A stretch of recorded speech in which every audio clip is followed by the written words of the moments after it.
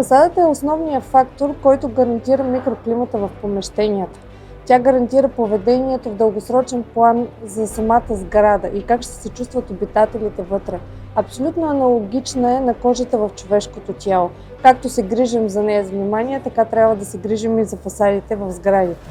Изборът на профил за прозорец не е лек процес, има много фактори, които са непонятни за масовия потребител. Освен броят на камерите, които са известни за всички, се съобразяваме с обема на самите камери, с броя на уплътненията, къде са позиционирани те. Това е изключително важно. Направихме проучване и в резултат профила на ВЕКА отговори на всичките ни очаквания, така че живущите в сградите, които ние строим, да се чувстват максимално комфортно с дълъг период от време. При тройния стъклопакет основният фактор, който търсим, е шумоизолацията. Топлотехническите характеристики биха се постигнали и при двоен стъклопакет с някои специфики, но тройният ни дава максимална гаранция за комфорт от гледна точка на шума в помещенията.